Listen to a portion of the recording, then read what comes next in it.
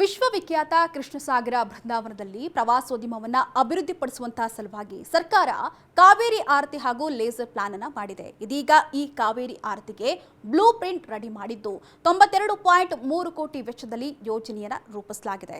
ಹೌದು, ಈ ಕಾವೇರಿ ಆರತಿ ಹಾಗೂ ಲೇಸರ್ ಶೋ ನಡೆಸಲು ರಾಜ್ಯ ಸರ್ಕಾರ ತೀರ್ಮಾನ ಮಾಡಿದ್ದು ಕಾಮಗಾರಿಗೆ ಕ್ಷಣಗಣನೆ ಆರಂಭವಾಗಿದೆ.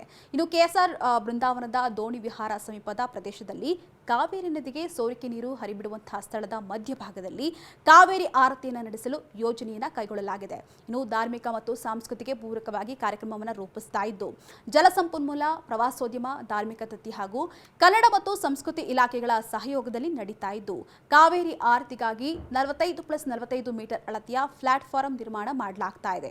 ಅಲ್ಲದೆ ಎರಡು ಕಡೆ ಏಕಕಾಲಕ್ಕೆ 8,000 ಮಂದಿ ಕುಳಿತು ಕಾವೇರಿ ಆರತಿಯನ್ನ ವೀಕ್ಷಣೆ ಮಾಡಲು ಆಸನಗಳನ್ನು ಪ್ರತ್ಯೇಕ ಪ್ಲಾಟ್ಫಾರ್ಮ್ ನಿರ್ಮಾಣ ಮಾಡಲಾಗ್ತಾ ಇದೆ.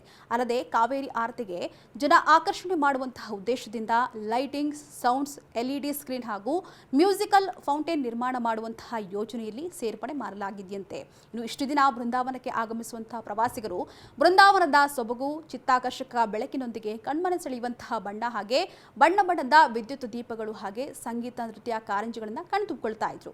ಇದೀಗ ಕಾವೇರಿ ಆರತಿಯ ಜೊತೆಗೆ ಸಂಗೀತ ಕಾರ್ಯಕ್ರಮಗಳನ್ನು ವೀಕ್ಷಣೆ ಮಾಡಬಹುದು. ಜೊತೆಗೆ ಕಾವೇರಿ ಆರತಿಯ ಕಾಮಗಾರಿಯ ನೀಲನಕ್ಷೆಯನ್ನ ಈಗಾಗಲೇ ತಯಾರಿಸಿದ್ದು ಕಾಮಗಾರಿ ನಡೆಯುವಂತಹ ಸ್ಥಳವನ್ನ ಇಲಾಖೆಯ ಅಧಿಕಾರಿಗಳು ವೀಕ್ಷಣೆ ಸಹ ಮಾಡಿದ್ದು ದಸರಾ ಜೊತೆಗೆ ಈ ಕಾರ್ಯಕ್ರಮ ಮಾಡಲು ಸರ್ಕಾರ ಸಜ್ಜಾಗ್ತಾ ಇದೆ.